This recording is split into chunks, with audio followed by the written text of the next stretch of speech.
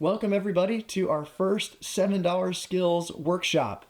And I can tell you right now, I intend to deliver way more than $7 worth of value for you. In fact, in my life, this has actually been quantifiable, right? I'm doing music very part time. In fact, Gig City Music Group is very, very part time, right? But in spite of that, what I'm about to teach you today was something that from end of summer 2023 to end of summer 2024 took me from making somewhere between $3,000 and $4,000 a year on the side as a musician to making $18,000 a year on the side as a musician, and I didn't put in more time. Let me say it again. I did not put in more time. That means that this skill inherently made my time 6 times more valuable. So hopefully, this will do the same for you. Even if you made $100 as a musician last year, this might make you $600 this year if you just apply some of these things. That's worth way more than $7. All right. So today we're going to talk about mindset. Here in a second, we're going to hop onto like a presentation that I've made for us. And we're going to talk about mindset today. Mindset is the lens through which you see the world. It's the glasses that you're looking through. It is the belief system that guides all of your actions. And if you change your mindset, you can change your life. It's literally not possible to take in all of the information that is available to us at any given millisecond, right? Like right now, I could be focusing on my bass over there and what color it is and the way the light's shining off of it. Or I could be focusing on what I'm going to say next. Or I could be thinking about my heartbeat and counting my heart rate. Or I could find a microscope and look at all the individual cells and count those. Like literally there's like an infinite amount of information that's just in any given millisecond, and it's changing millisecond to millisecond to millisecond to millisecond. It is not possible to even come close to like actually noticing, observing all of the information that's available to us at any given time. Because of that, we have to have a mindset. We have to have something that's a shortcut that allows us to focus on the things that matter to us. Because what's interesting, this is something Tony Robbins says. He says that because this is a paraphrase, sorry, so this is not exactly a quote from it, but he says that because it's impossible to take in all of the possible information available to us, then by definition, the world that we experience is the world that we choose to focus on. So we're going to talk about how to intentionally take our focus, take our mindset, and direct it toward truth and toward what's going to help us to move forward in life and in our careers as musicians. All right. So let's jump in. Here's a little presentation. All right. All right. So we talked about mindset, framework, worldview, belief system, how each of these things, for the purpose of our discussion today, are going to be essentially interchangeable.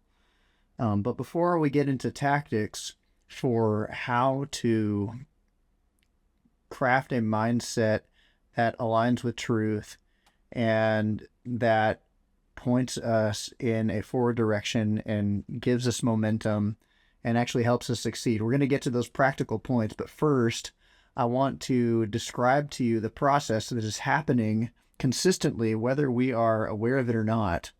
All right, so this is actually a presentation that I've given in a different context. The title here is not necessarily what we're going for. And I'm going to skip a couple of slides at the end just so we can tailor this specifically to what we're doing. But this is going to hopefully help you understand the process that our brains are going through, either conscious to us or unconscious to us all the time. And then we're going to talk about how to harness that for our success. All right.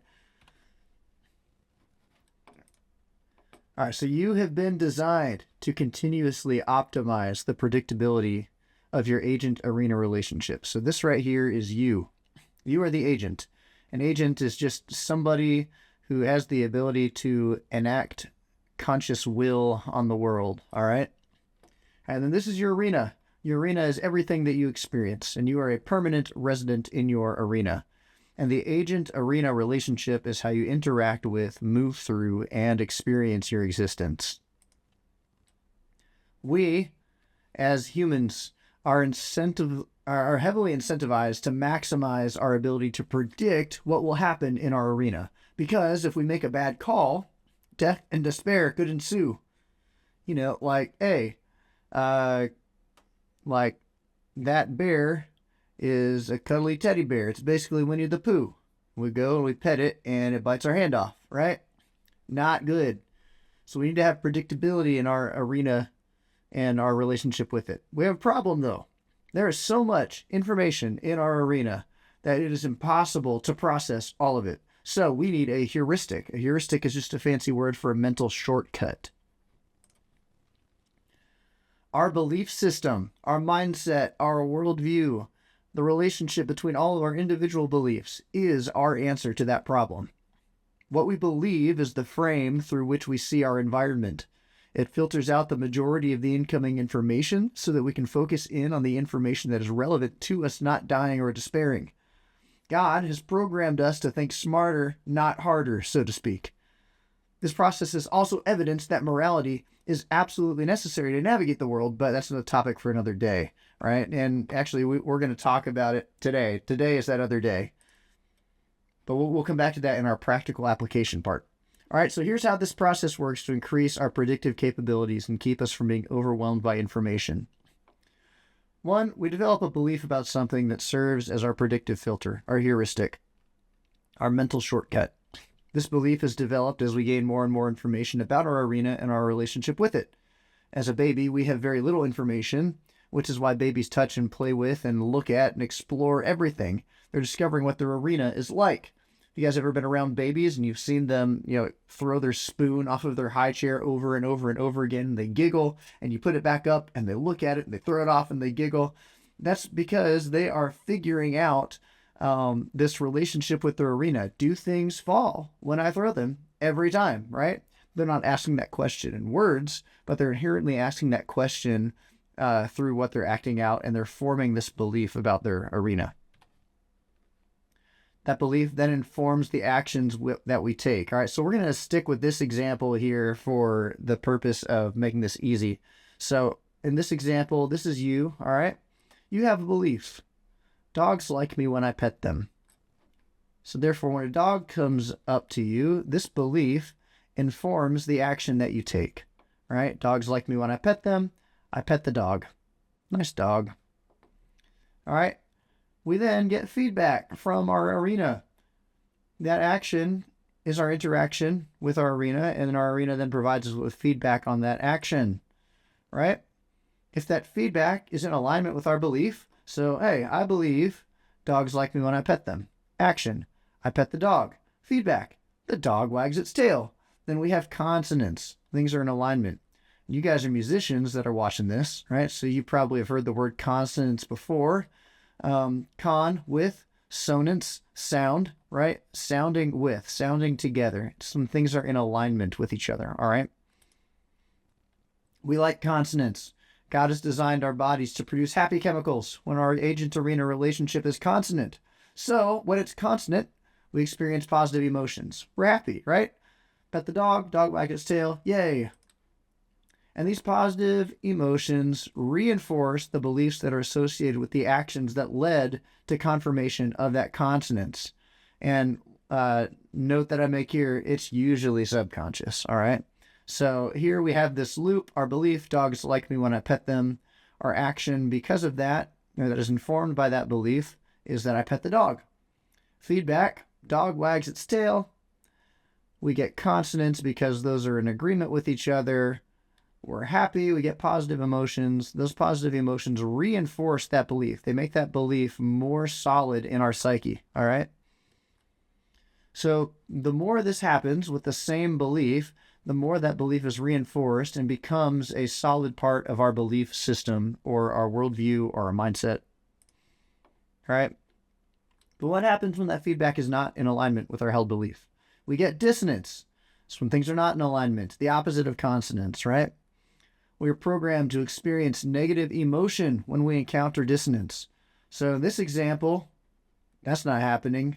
Our belief, dogs like me when I pet them. Our informed action is that we pet the dog. Feedback, dog bites me. And then we get dissonance because that's not in alignment with the belief that dogs like me when I pet them. And then we experience negative emotions. We're scared and we're confused. Now we have a dilemma. Oh my goodness. Our heuristic, our mental shortcut for navigating our arena, our belief system, has not served us like it was supposed to. And we are motivated by our negative emotions now to figure out what happened. Oops. Choice number 1, to ameliorate this negative emotion, is to ignore it. The benefit of this is that we return to consonance and we experience positive emotion again, right? That must just be my imagination. That dog didn't really bite me, or I read that wrong, you know? So we go back to it. The downside is that we might be ignoring valuable information about our arena and reinforcing an incomplete or incorrect belief, thus damaging our predictive engine, right? So in this scenario, dogs like me when I pet them is a belief. Pet the dog, dog bites me. I'm scared and confused because of the dissonance. But then I just decide to ignore or stuff down or talk myself out of that negative emotion. I believe that dogs still like me when I pet them, and my informed action is still to pet the dog. And we do this all the time with certain things, right? This is when, like, we don't want to deal with the negative emotions that we experience, or deal with a limiting belief that we have, or deal with a shortcoming in ourself, or shame that we hold, or the difficult but objective truth of where we're at, or what a relationship is like, or how the world works. We encounter this all the time, and so many times, without even thinking about it, we just stuff it down, we ignore it, we put it away, and we return to consonance. And the feedback we get from our environment maybe doesn't always align with that, but we're able to, the negative emotion isn't strong enough for us to do anything about it. So we just keep reinforcing this thing that's not serving us. All right. That's not great. If we want to do well in the world, if we want to do well as a working musician and in our relationships and find fulfillment in our craft, we actually need to be people who are aligning ourselves with how the world works, with what's true, with what's good, with what's beautiful. And we can't do that if we ignore dissonance that we get, if we ignore limiting beliefs that we have. All right, let's continue. All right, we already talked about that. All right, if we keep doing this, we're gonna produce the same actions that continue to give us feedback.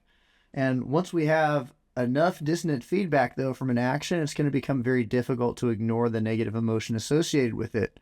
And that's when we turn to distractions or substances, or we remove ourselves from the situation. We just move somewhere else geographically, right? Or we're going to have to figure out what's wrong. And if we do that, then we have two choices, essentially. Either our belief is faulty, right? Not all dogs are happy when I pet them.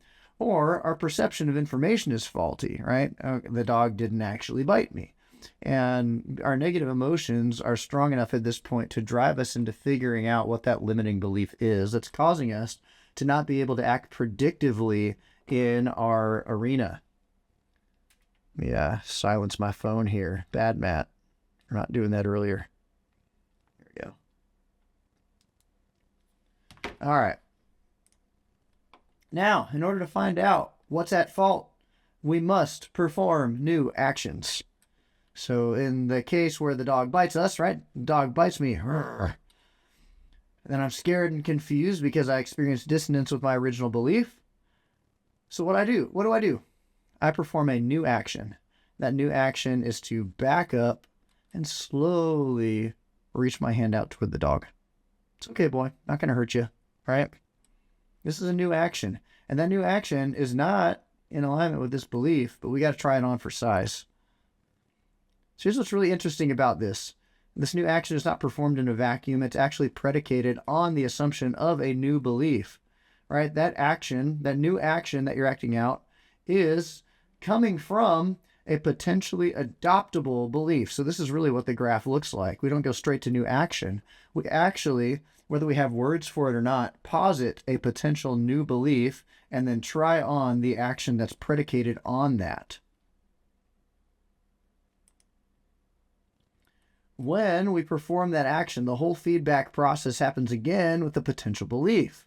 That feedback either reinforces the new potential belief, I slowly reach toward the dog, dog growls, or it reinforces our currently held belief. Slowly reach toward the dog, dog wags its tail, must have not perceived something correctly, right?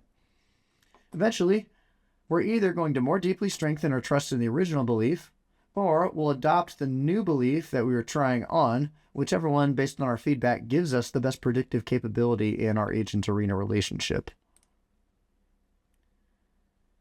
All right, so this is where I'm going to stop my original presentation slides here and just kind of talk for a second. In this process here, a lot of this,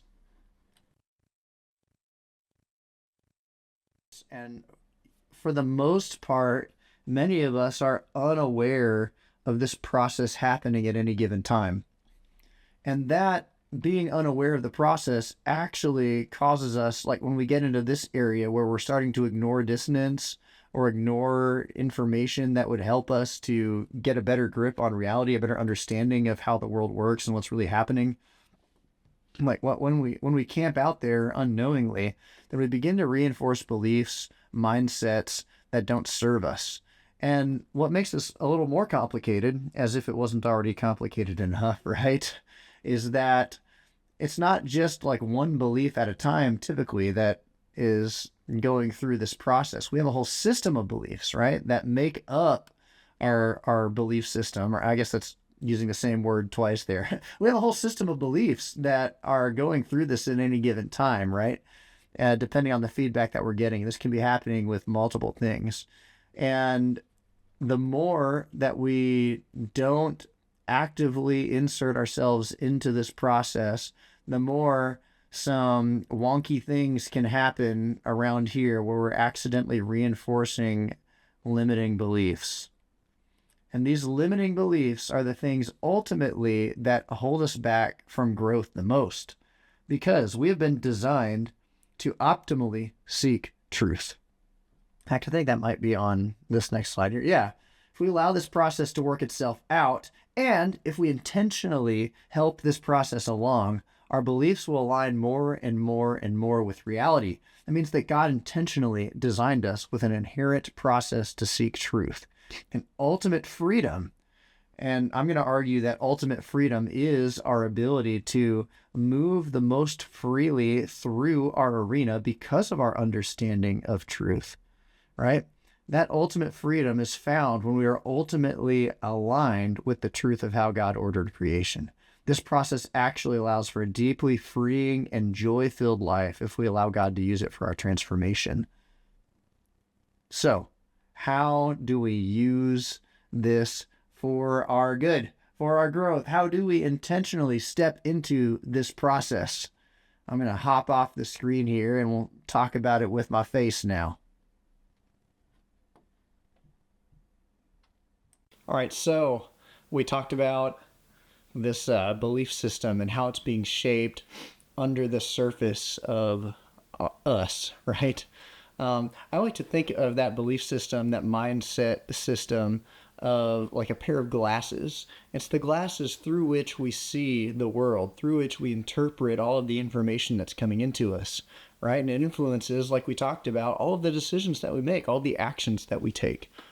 Our mind, consciously or not, is taking into account these beliefs in order to help us act predictably in the world, right? Because we are designed to want to optimize our predictability in our environment, in our arena, right? So we have to have a belief system to do that, because otherwise there's just so much information coming in. Now, what's interesting is that we can actually purposely insert ourselves into that process, right? We can take our glasses off and examine the glasses themselves, right? We can look at the frame, the mindset through which we are seeing the world. We can put them back on, and maybe it's good and it's correct, and we've got pretty truth-aligned frame here, or maybe there's a big old smudge right here, or there's a crack over here. We got to do some work on our frame, right? Once we do that work on our frame, then we can put our frame back on and continue to see the world, to continue to look at the world, hopefully in a way that is more aligned with what's actually true. Now, why does this matter as a working musician? It's been like extremely philosophical and psychological. Well, this matters because, like, as you navigate the world, as you navigate your career, you're navigating it through this lens. And if your mindset determines the actions that you take, and if the actions you take determine the feedback that you get, if you're getting feedback you don't want, if you're getting outcomes you don't want, then you have to change the inputs, the actions. But if you want to change the inputs or the actions, you have to change the beliefs from which those actions are predicated. If you're not getting the results you want, it's probably because of a belief that you have that is not true. So you have to insert yourself into that process. And I'm not going to talk a whole lot about how to do that. We could talk a long time about how to do that. And if you want to talk about that and actually work with me on it, I do offer coaching on this. So feel free to take me up on that, all right? I'll post a link or something where you can reach out to me, or you can just text me if you have my number, all right? But what we're going to do, we're going to talk about how to insert ourselves in it, and then I'm going to actually run through a couple beliefs that I've written down that might be limiting you. Okay? So if we want to step into it, the easiest way to do that is to notice our emotions, right? We have to become emotionally intelligent, right? We have to be able to notice when we're feeling positive emotion or negative emotion, because those are often signs of consonance with a belief or dissonance with a belief. All right, most positive emotion is derived from moving toward something that we desire to move toward, or from our actions aligning with the feedback we're getting and our beliefs, right? So notice your emotions. And when you have negative emotion about something, don't just brush past it. Don't medicate it. Don't ignore it. Don't push it down, but get curious about it. Say, fascinating. Why is that there? And that's going to give you a path to the information you need about your belief system. It's almost like opening up the hood of a car and inspecting the engine, right? That's going to allow you to figure that out, right? It's like a check engine. Your emotion is like a check engine light coming on, showing you what to look at. So then you can go and you can say, fascinating, wonder what that's about. You look up the code, you open up the engine, you take a look at the thing that might be broken in there. Same thing. That's how we insert ourselves into this process, all right? So take notice of your emotions. Once again, I'm not going to spend a lot of time on that, but if you're interested in getting some more coaching on that, let me know, because I can do that with you. And actually, I really love doing that because it's been something that's been so monumentally life-changing for me. All right, but let's talk about a couple of limiting beliefs that you might have. We're going to talk about 4 limiting beliefs that you might have, maybe a 5th bonus one, we'll see. And we're going to talk about some then inverse beliefs that can help you out. And these are beliefs that have helped me. All right. So belief that might be holding you back. And once again, you don't even have to have these beliefs set as conscious words. It could just be software running in the background. So you want to examine what your emotions and your actions are saying about what you believe. Okay. But belief number 1, limiting belief number 1 that's holding you back is, I am not where I want to be because of insert external reason here. I'm not where I want to be in my career because there are gatekeepers at all the venues. Or I'm not where I want to be in my music because I just don't have time. Or I'm just not where I want to be because this person that I live with is so annoying and they're bothering me all the time and just so emotionally stressed. Right? All of these things are external things that are holding you back from your goal, right? That's the limiting belief, is that it's some external thing that's keeping you from where you want to go. All right? That's a victim mindset. And we're actually going to shift that belief, right? The belief that we're going to begin telling ourselves instead, this, remember in the presentation that I just gave, there's this potential new belief. Here's the potential new belief that I want you to adopt and begin to act out and see what kind of feedback you get. The potential new belief is, I am not where I want to be because I have not done what needs to be done in order to be there. Right? We're taking it from, I'm not where I want to be because of some external belief or external thing, right? And we're changing it to, I am not where I want to be because I have not done what needs to be done in order to be there. Right? Let's take the gatekeeper thing. All right. I can't get into any venues in Chattanooga because of gatekeepers. Right? You're making that the gatekeeper's fault, and therefore you're giving them all of the control over this goal that you have to play at these venues. When instead you could say, all right, what would I need to do to be able to develop a relationship with those people or to get in those venues, right? Because if it doesn't defy the laws of physics, it's possible.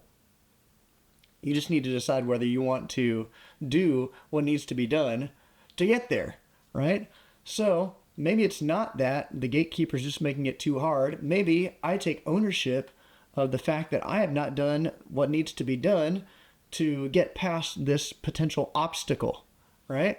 Maybe it takes developing a relationship with somebody. Maybe it takes creating my own stage so that people see the value of what I'm doing and I can prove myself on my own stage, right? That doesn't need to be like a physical venue, but it could be like your online stage or, getting into a church or something like that and having people come or doing it at your house, whatever it is. Could be creating your own stage. So you see, instead of being limited by being a victim to this external thing that's holding me back, I'm taking ownership of my craft and I'm saying, okay, what would I need to do in order to make this happen, right? And what's crazy is like you may be right about being a victim in a certain situation, and that will always keep you stuck. It will always keep you a slave to your current circumstances. So if you want to succeed as a musician, number one mindset change you need to make is I'm not a victim. I just haven't done what I need to do to get the results I want to have. Cool? All right. Now, here's a mindset statement. All right. This is what you're going to start saying to yourself. I will take ownership of my life. If it is my responsibility, I will shoulder it. Boom. All right, here's limiting belief number 2.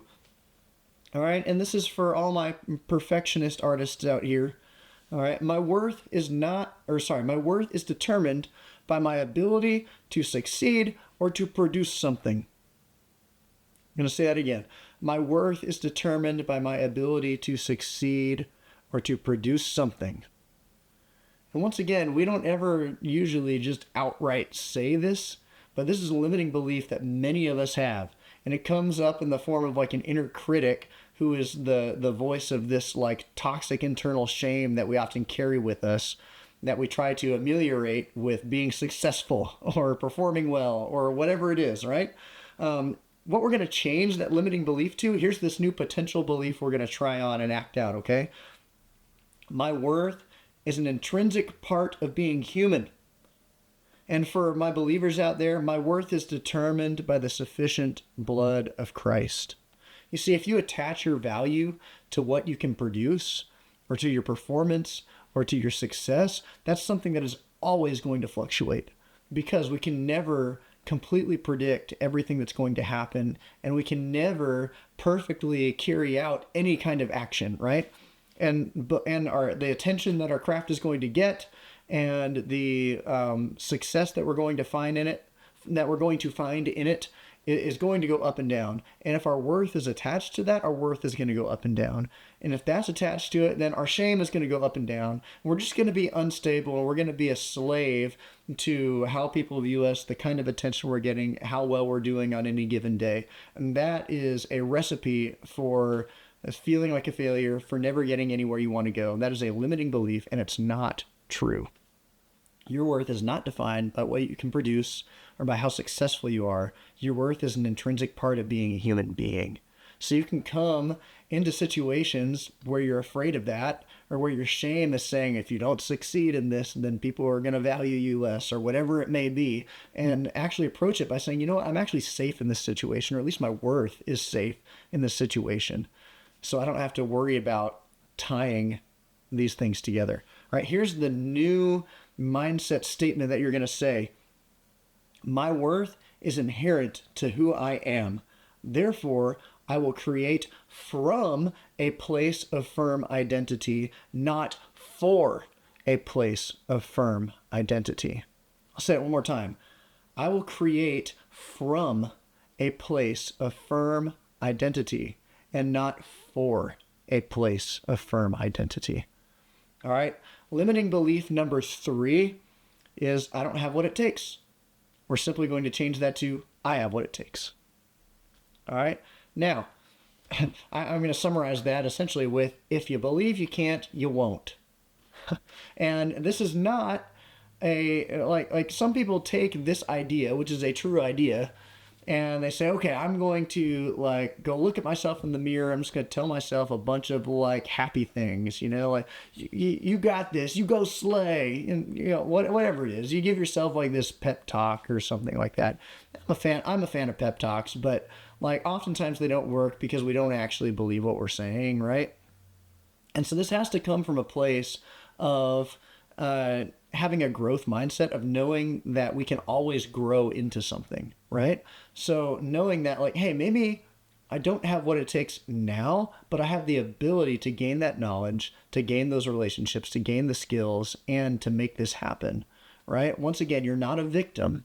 You have the ability to have what it takes. In fact, you do have what it takes. It just might take some work because you may not have the skills right now to actually do it, right? So the new thing that we're going to say, here's our mindset statement. People with harder situations than me have been successful. If it does not violate the laws of physics, it is possible. Just got to put in the work. Got to put in the inputs. All right. And then here's finally number 4, the fourth limiting mindset that we're going to break. And this is not an exhaustive list. There could be lots of limiting mindsets that you have. And that's where coaching is important, to have somebody kind of help you analyze those things. But here's the fourth one. If it doesn't feel right, it's wrong. Or another way to say it, follow your heart. That's stupid advice. All right. Here's what we're going to change it to. My emotions are helpful guides, but they're not the ultimate decision makers. My emotions are helpful guides, but they're not the ultimate decision makers. Don't follow your heart. Your emotions can mislead you. You need to have a value system in place, right? You need to know what you believe, why you believe it, and you need to spend some time defining that, right? Stepping into that process that we described on the screen very intentionally and looking at the engine under the hood that's driving you and say, does this serve me? Does this not serve me? Does this serve the world around me? Does this not serve the world around me? Is this true? Is this not true? Does this align with objective reality or does it not? And here, I'm going to, like, this may not be popular, but I'm going to say this. There is objective truth and you can know it. Truth is not subjective. You can have certain things that you believe that are subjective, but that doesn't mean that truth itself is subjective. There are things that are knowable. The universe is intelligible, and you can align more with truth. All right? So look for it. The idea that truth is subjective is not true, and that's an objective truth. All right? And the more we align with it, the more we're going to find freedom to move about in reality. All right? So sometimes, though, our emotions lead us astray, and the response that we have to our emotions can lead us astray. So, one, gain some emotional intelligence and learn how to navigate what you're feeling, learn how to ground yourself, learn how to talk well to yourself. But then 2, even more so, like define what's valuable, define what's true, define what's good, define what's beautiful, and then move toward those things intentionally as often as you can. In order to do that, you're going to have to allow your emotions to have a seat at the table so you get important information, but not a throne at the table where they're making all of your decisions for you. All of those decisions need to be run by your value system, which is essentially your CEO of you, right? And then if your emotions say something different, that's important information. Take that into account, allow it to help you evaluate what's under the hood better, and then make decisions that align with where you want to go and with what you value. It's what's true and good and beautiful. All right. I hope this was helpful to you. Like I said, this is something that in the summer of 2023, I started doing. And between the end of summer 2023 and the end of summer 2024, I made $18,000 part time, like average 2 to 3 hours a week doing music. As a combination of teaching lessons and playing gigs and flipping instruments. And like the combination of those things took me from the previous year, which was somewhere between $3,000 and $4,000, to $18,000 in that 1 year of profit that I made. All right. And what played the biggest part in me being able to do that was analyzing what my mindset was. And doing that actually gave me the confidence and courage to step into some of these things and to take some risks. In fact, this mindset is the whole thing that even got me on the path to start Gig City Music Group, because I would have never started this if I had not begun to change my mindset on what is possible and where I could go. Because if you believe you can't, you won't. But if you believe you can, you might. And I have a pretty firm idea of who I am. I'm a believer in Christ. That's where my worldview and my mindset comes from. And I found that as I align my belief system more and more with Scripture and then act in accordance with that belief, that the feedback I get is predictable and true and good and freeing. And as a result of that, I feel safe in my identity.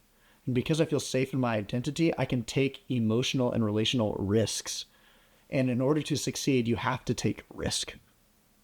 If you don't want to do if you don't ever want anything bad to happen to you, there's a really easy way to do that. Do nothing. But you also close yourself off to the potential of something awesome. So if you want, once again, if you want to talk more about this, I love coaching people on this. Like so much, I love coaching people on this. In fact, if there's a way for me to just do that all day, every day, I would do that. So here's what I'm going to offer you. All right, I offer coaching on this. Offer 1 hour sessions. Those are $120 an hour. I'm going to give you 2 for free. So essentially, I'm just handing you $240. All right. There's a link underneath this. If you're watching this on YouTube or School, there's a link underneath it. If you're watching it on Facebook, look at the comments. Okay.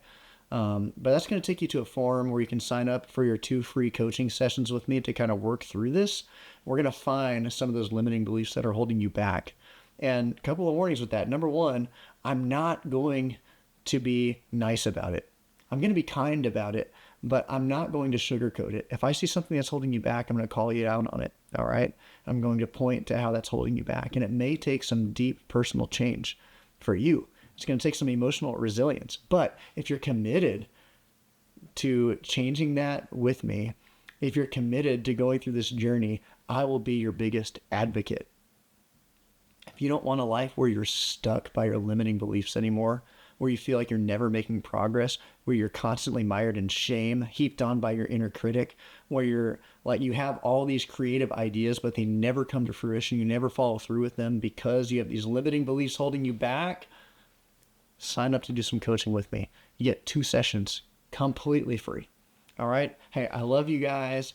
Go out there and kill it. All right. Let's serve each other, serve the scene, make some good music.